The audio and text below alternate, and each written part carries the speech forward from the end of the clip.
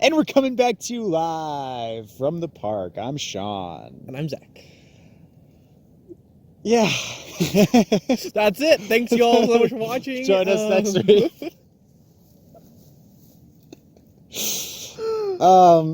Okay, let me lay it. Let me give it to you straight. Hit me. Let me give it to you in the best way I possibly can. Sean has nothing to talk about today. Incorrect. Dang it. Y'all can take that thought and shove it up your butt. No, never mind. Oinkus boinkus, there it goes. Okay. So on Thursday, Friday? One day. Sometime last week. Probably Thursday. I was at school, and usually I take the train home, but my brother was getting out of class early or something, so I was like, okay, I'll go with you, right? Sorry, I had to get through that.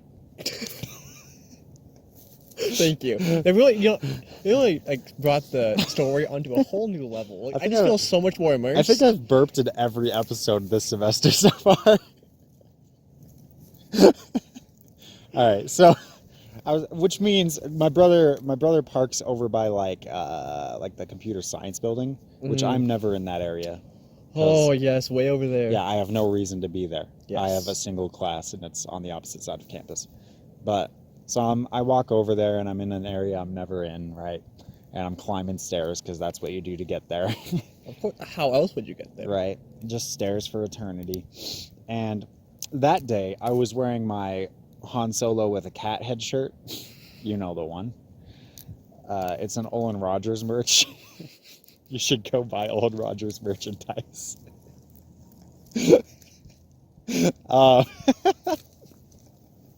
Now we're plugging other people's merch. You know what's funny is I'm pretty sure I've plugged Olin Rogers merch before on this show. Some things never change. So yeah, I'm wearing that shirt, and I'm about to climb a set of stairs, and this girl passes me, and I'm avoiding eye contact, as you do, keeping nice socially distant, when suddenly she does she jumps as if startled, which causes me to go karate mode. Like my hands came up. I was ready for something. Sean was ready to tussle. He was ready. She points right at me, and she's like, "Is that an Olin Rogers shirt?" I'm like, "Yeah." She's like, "You're my favorite." And I was like, "Okay." And then that was it.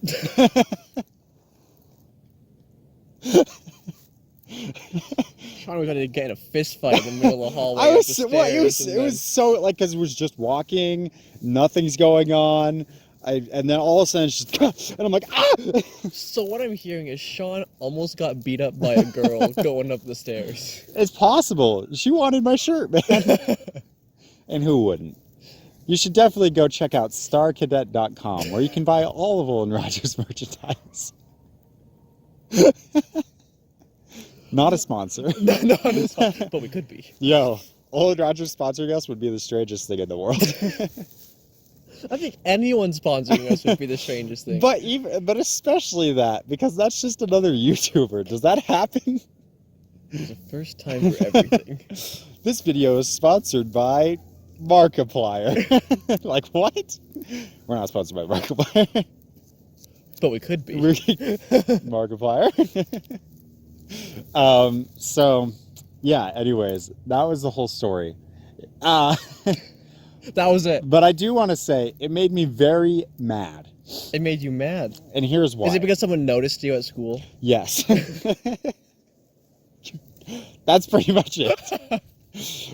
Here's the thing. I don't buy merch. I don't buy things most of the time, right? And I don't usually get YouTuber merch or merch from anything really. Okay. Because it draws attention. However, I feel reasonably safe wearing things like the Unis Honest merch or Olin Roger merch because they're such a self-contained entity. You know, Unis Honest is gone. So it's kind of safe with that one. Void. No more growth will come there. Olin Rogers, he barely ever posts. He has a cartoon that he does that very few people know about. So, I feel safe wearing Han Solo with a cat head because if anyone assumes anything from that, they'll think either I like Star Wars, I like cats, or I like Star Wars furry fiction. Or you like Photoshop. Which, if they believe that, they'll probably just avoid me, and that's great. That's what I'm going for. It's a win-win. So I've somehow, basically, I ran into the one person I couldn't, and it was a failure. And you will never wear that shirt again. It's true. It's a fact. That shirt betrayed you, Sean. I'm wearing Owen Rogers merch right now. How could you? Become the very thing you swore to destroy. Just like at the end of this episode, there's just suddenly, instead of the speaking song in the end clip, there's just, it cuts to black, and then there's like this really like 8K video of me, like super close up on my eyes. It's just like really dark behind, and I'm lit by something in front, and then you see it's just like a fire, and I'm holding all my Owen Rogers merchandise, and like a single tear goes down my cheek, and I just throw it. Well, you have to make it happen now. I can't. I'm expecting it. It won't. Sean! Man, those are good shirts! You don't actually have to do it. Well, I have to build a big bonfire for that to happen, and I have to know how to light things. No, just get a visual effect off the internet. It'll be fine. Use the laptop, put a little fire screen back just up. do what me and Corby did in Scary Thing 2 at the end, where we just had a laptop It'll be perfect. with fire YouTube video, and we just stuck it between us. You can like barely see it. If it works, it works. And it did work. And then at the end of that video, you could just see me like, where I throw the shirts, it'll just land on the laptop. Close to the laptop and everything. And then I walk away with like just this dramatic like freaking Final Fantasy music just blaring. You have to make it happen now. I kind of want to, but you know, I upload these episodes the same day we record, and I will not have time to record that thing. So that's kind of a bummer. Well, look forward to it. Now in the I'm just disappointed. We'll make it. We'll put it in the next episode. It'll be in a Spicy Next Nights. Oh, I'll have a burning. We've nights. done one of those in ages. Well, you haven't. Well, I mean, text to speech Zach. I did one last month. The Zach in person has not. Yeah, what a shame. Although, I know, if only people would tell me things were happening. Text to speech Zach is. He's a bit better. Let's be honest. He's very agreeable. You know, he's just such an he doesn't want to cause any drama. He's just like, yeah, he's there and he supports. 100% He supports me more than you ever have. Was that a surprise? Have I ever supported you before, Sean? What do you think? One time you made fun of my pajamas when we got in a fight. And that was not supporting your choice of pajamas. And then another time you shoved me into a bathroom with a big poop in the toilet. Still don't remember that. I do. Sean was true. This is what he has nightmares Just of at night. He's Vietnam just like, flashbacks going on behind me. Me just like in my sleep. not again. Not the log. Wakes up in a cold sweat. My tortoise is next to me like, it's okay. It's okay. He's like a Ninja Turtle. He's ginormous. And I'm like, am I still dreaming? He's like, I don't know.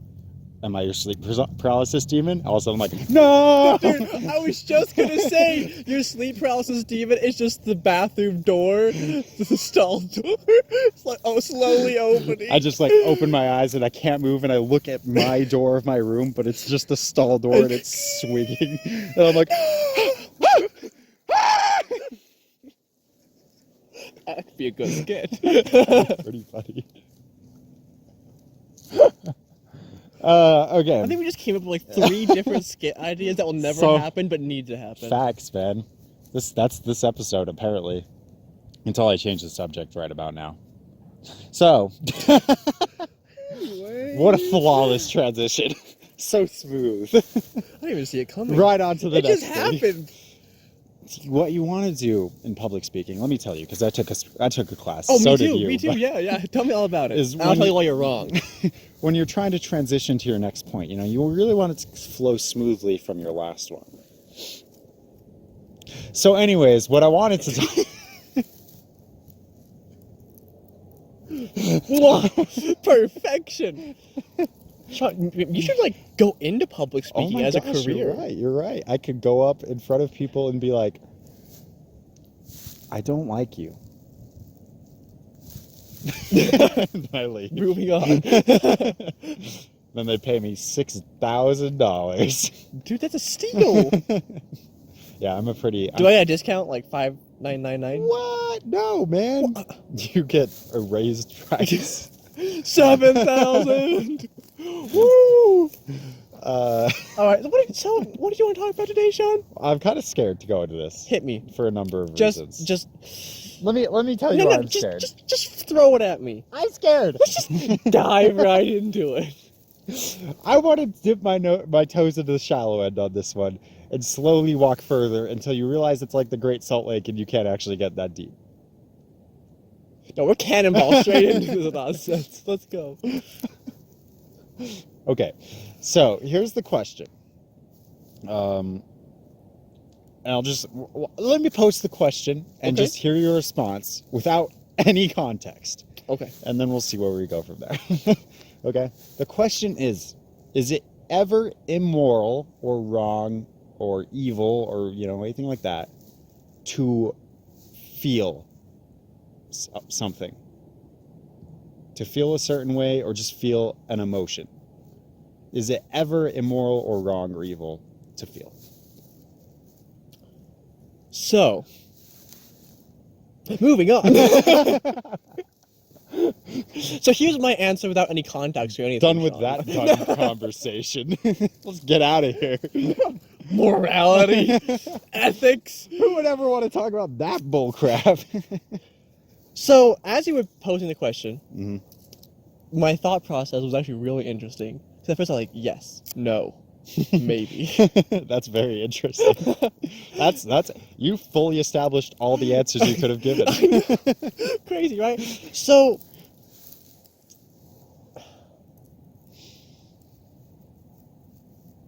the only thing I go to is like, what if it's greed? Right.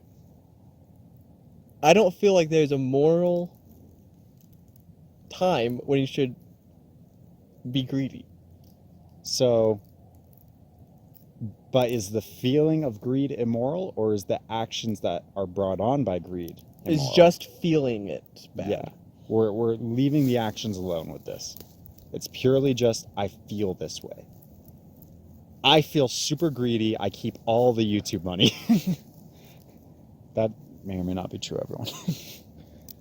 You told me there wasn't YouTube money. What? No, of course there's not. What, you think we're making money off of this? We're getting 6,000 views per video? Of course not. 6,000!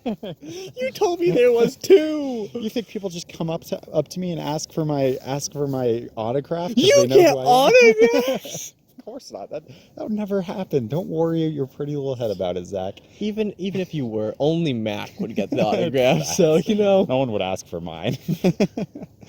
People do come up to me and ask for my autograph, but that's because I'm a notary public at my job, so, I have to sign things. Yeah. Speaking of, I'll come back to your ethical nonsense in a minute. Okay. I went to Sean's work to return a textbook from last semester. And as a good friend, knowing Sean doesn't want to be embarrassed in public, I didn't even say hello to him, okay? Good job.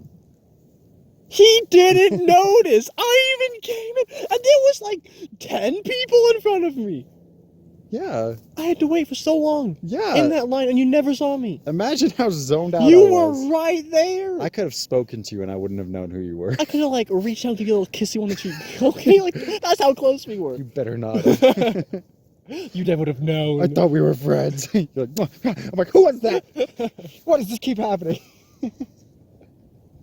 Freaking again? So yeah, that was my rant out of the way. We won't go into how I feel at work. We've done that before. So let's go back to morality. Will you please tell me all about your feelings at work? Is it moral how you feel at work? That is a beautiful question.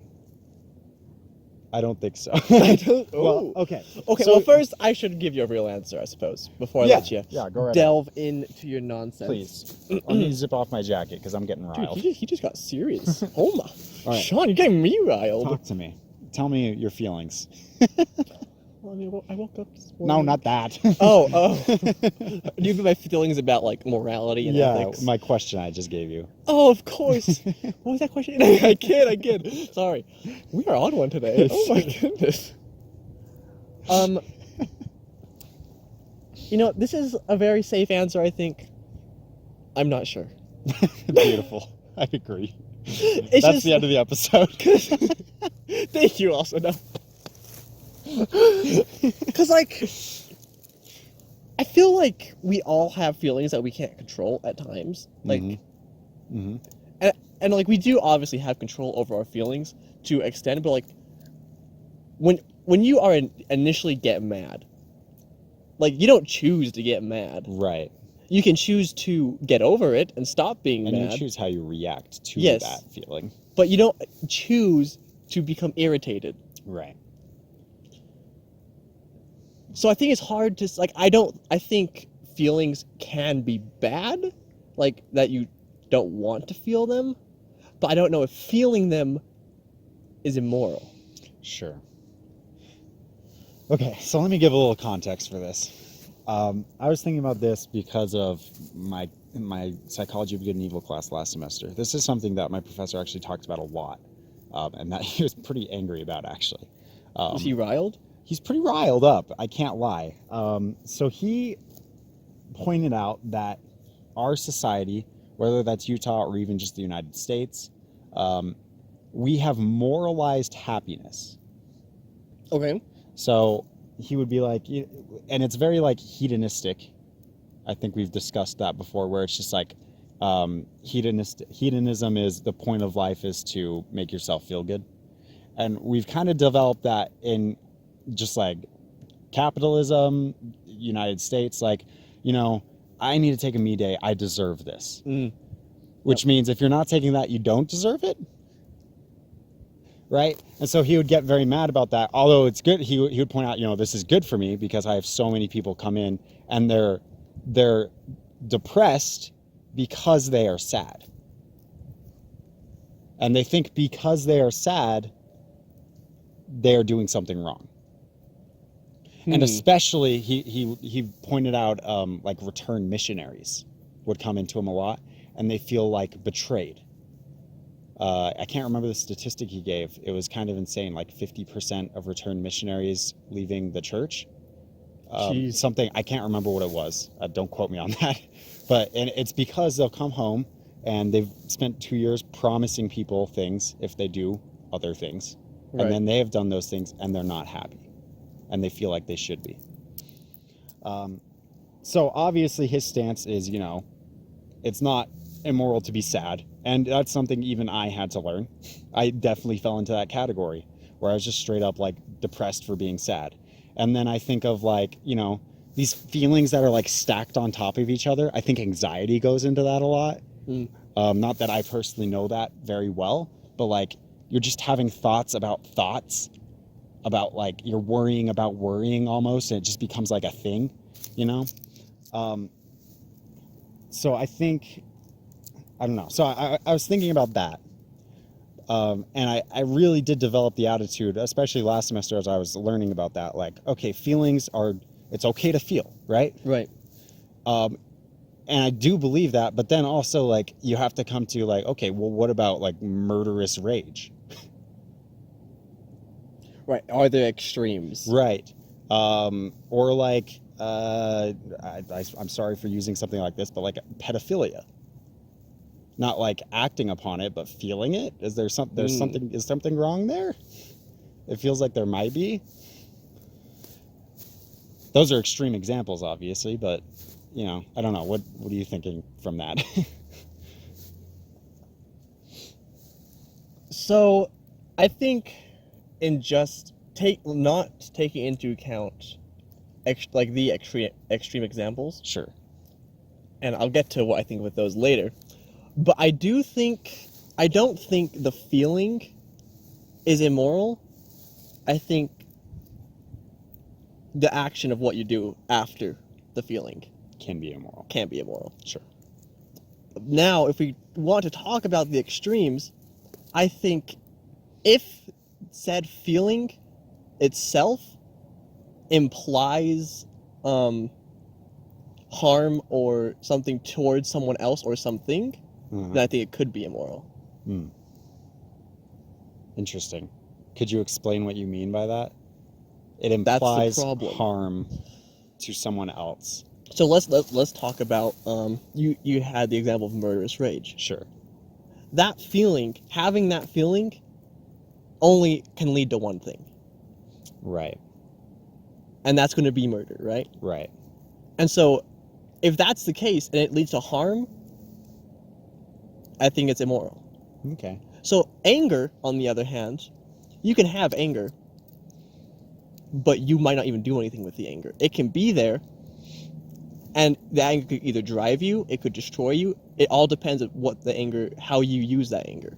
So would you say, maybe this is an oversimplification of what you're saying, so correct me if I'm totally off here. Go for it. But what I'm feeling what you're saying is like, you take a negative emotion and multiply it by 1,000, and now it might be immoral to feel that. Maybe? Yeah, I think... I'm trying to decide if that works like every situation. I don't think it ever will. Right. But I like what you brought up. Because, like, I think there definitely are extreme feelings, like the two you mentioned, and even more, that, maybe it is just immoral. Because that feeling will never lead to something moral. Right. But I don't know. It's hard. Okay. So, well, here's what else I would say. This is something else that came to mind as I was pondering this kind of question for over the past week or month or whatever. But it was like, this way we're talking about it, it doesn't take into account any of the context. Right. What led to the murderous rage? Right?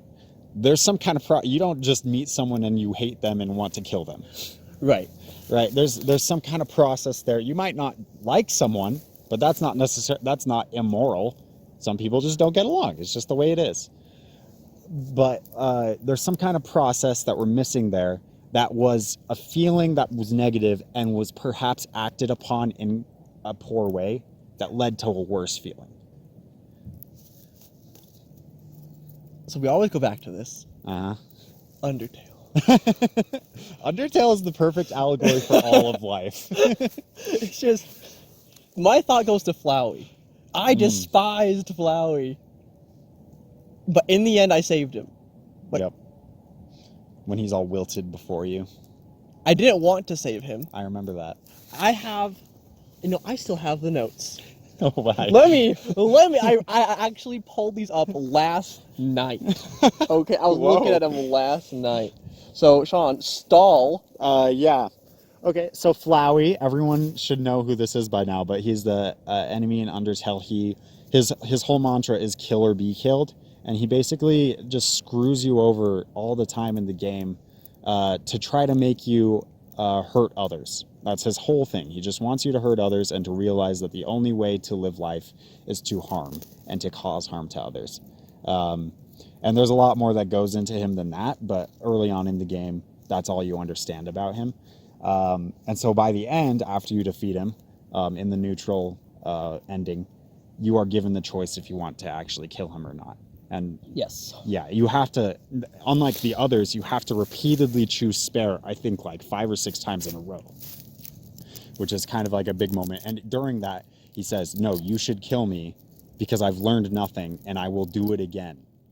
I will kill everyone you love. Like, he's saying that, and you're still like choosing to spare him. Oh, it just gets harder and harder to get spare. He gets like this really disturbing smile on his face. And anyways, I think you've got it up now. Yeah. So, my exact wording was, is sparing Flowey even though I didn't want to.